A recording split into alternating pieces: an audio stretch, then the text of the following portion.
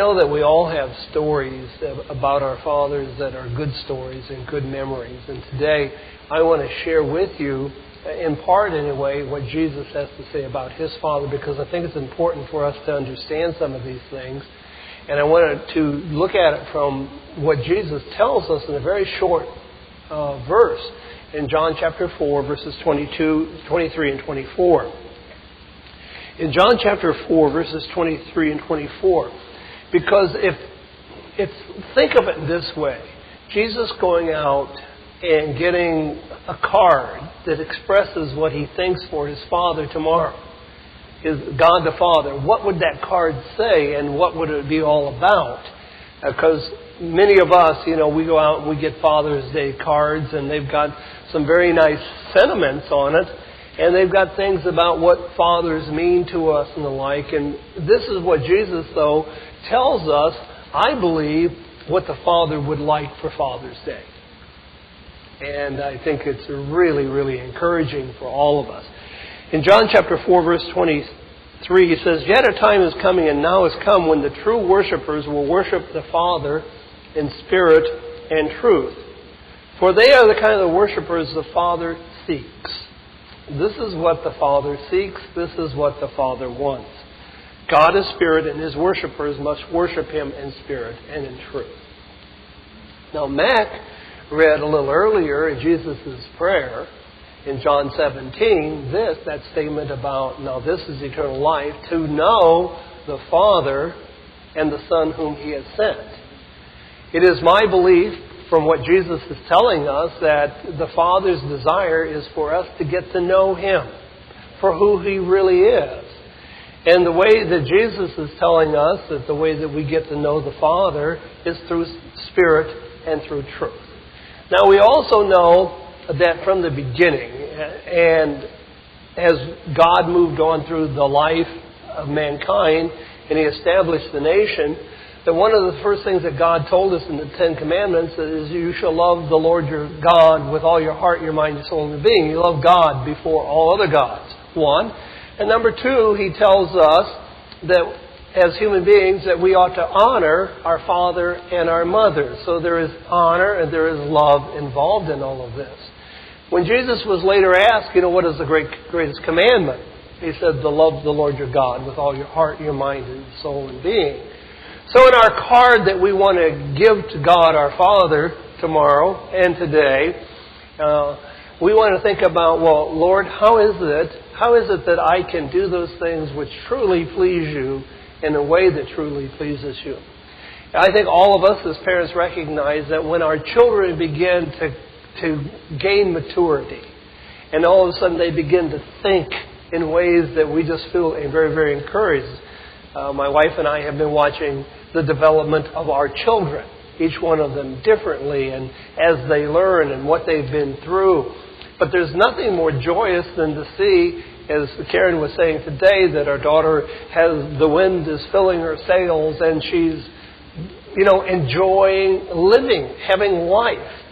And I think the Father wants to fill our sails too, because as Jesus said, I have come that you might have life and that you might have it more abundantly.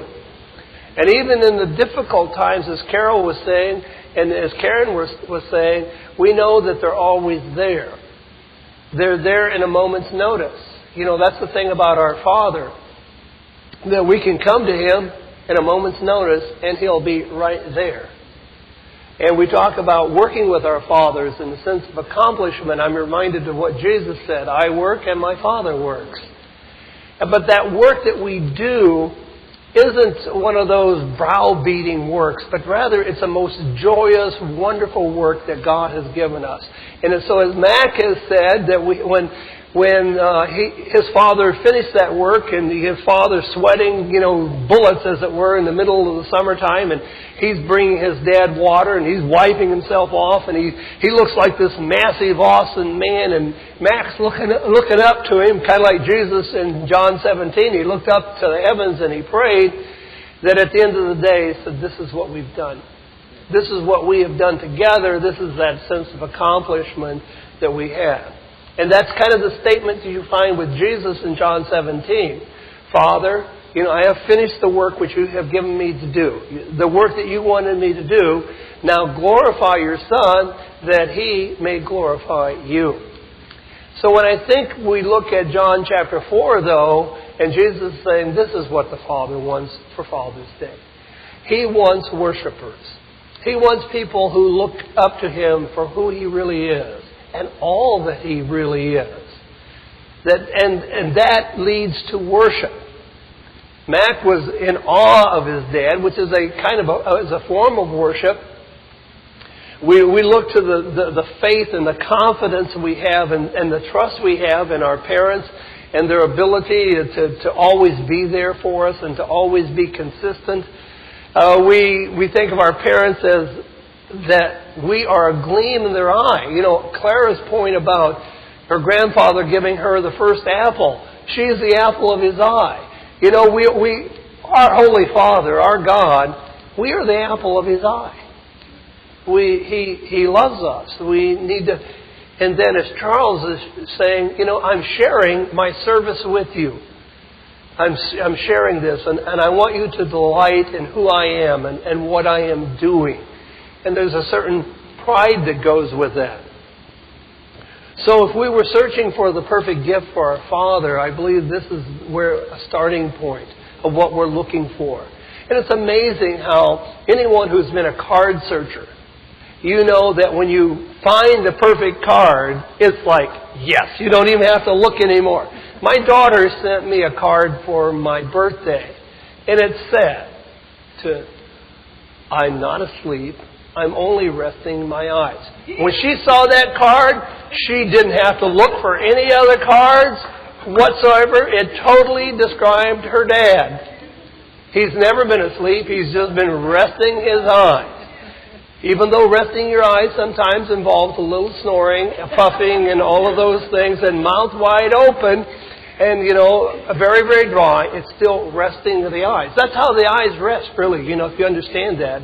If you get your mouth wide open and kind of snore a little bit, that really helps the eyes. It's the vibration in there, it kind of settles them out, relaxes them.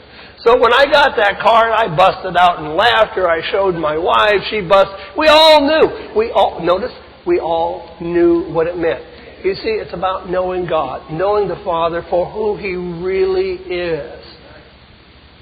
And sometimes we may feel that our fathers don't show us a whole lot of emotion, but our great God has so much passion in His love for us. And He does show it. And we live in a world where a lot of people don't think that He does, but I believe that Jesus believes very firmly that the Father shows a great deal of passion for Him. So if we were searching for the perfect card on Father's Day, I think it would be about honoring and reviewing what the Father is and what the Father means to us. Now, so Jesus tells us, He gives us a seemingly clear statement here about what the Father wants. Now, while the statement appears to be rather simple, I think it is difficult in our humanity. It is difficult in our humanity for a couple of reasons. One, He wants people to worship. We're a people not accustomed to worship. I mean, the real freedom of worship.